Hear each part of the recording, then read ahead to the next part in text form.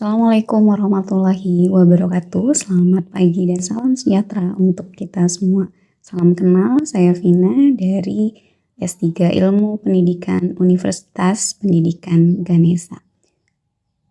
Tahukah kalian bahwa Indonesia merupakan salah satu negara dengan sistem pendidikan terbesar keempat di dunia?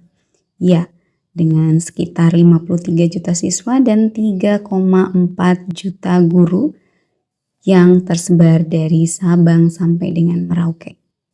Namun, bagaimanakah dengan kualitasnya? Ya, seperti yang kalian pikirkan bahwa kualitas pendidikan di Indonesia sendiri masih jauh dari negara-negara Asia lainnya.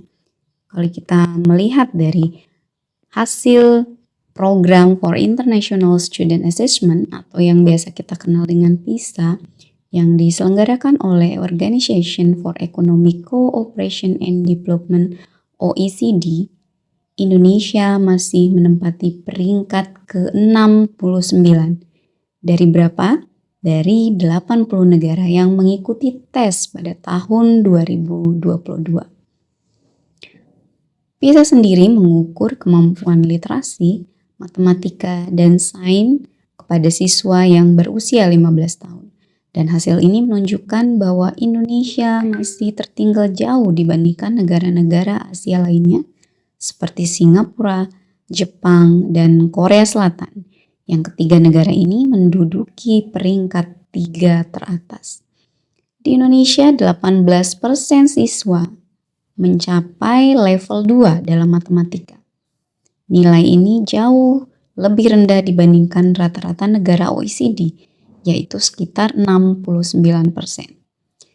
Kemudian untuk kemampuan membaca, Indonesia masih mencapai 25%. Siswa Indonesia mencapai level 2. Di bawah rata-rata OECD sekitar 74%. Dan untuk sains sekitar 34% siswa di Indonesia mencapai level 2. Atau di bawah rata-rata OECD sekitar 76%. Lantas, apa yang salah dengan pendidikan di Indonesia? Meskipun Indonesia mengalokasikan anggaran pendidikan yang besar, sekitar 665 triliun rupiah atau 20% dari total belanja APBN pada tahun 2024, dampak positif dari anggaran ini belum maksimal.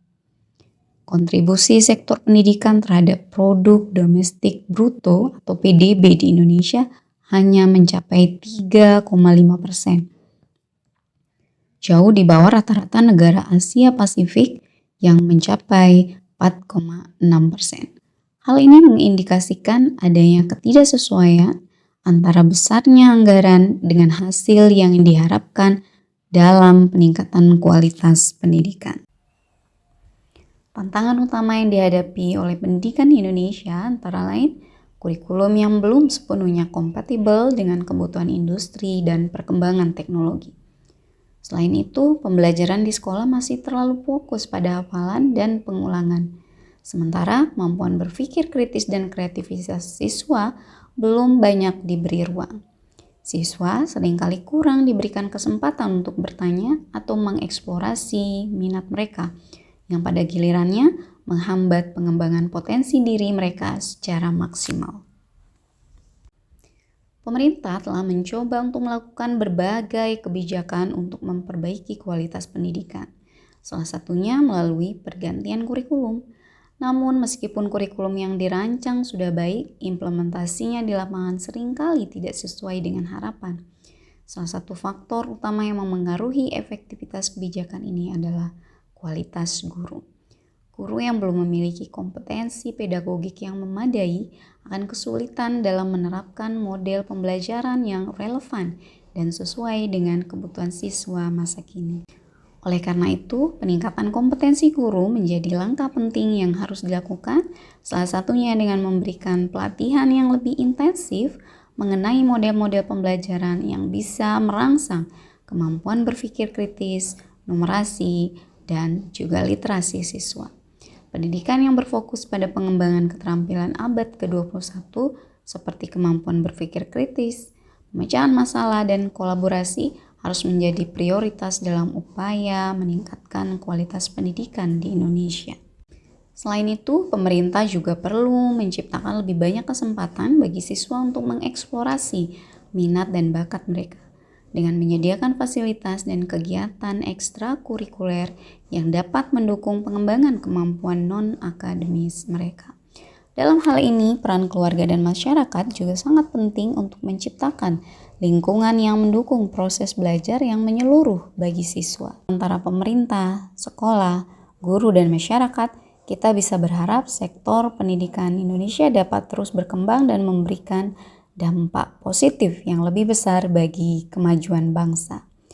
Upaya untuk memperbaiki kualitas pendidikan bukan hanya tentang perubahan kurikulum, tetapi juga tentang meningkatkan kapasitas sumber daya manusia, khususnya para guru, untuk membimbing generasi masa depan Indonesia menuju prestasi yang lebih tinggi. Semoga kita semua dapat memberikan upaya terbaik kita untuk kemajuan pendidikan di Indonesia. Sekian dari saya, terima kasih dan salam harmoni.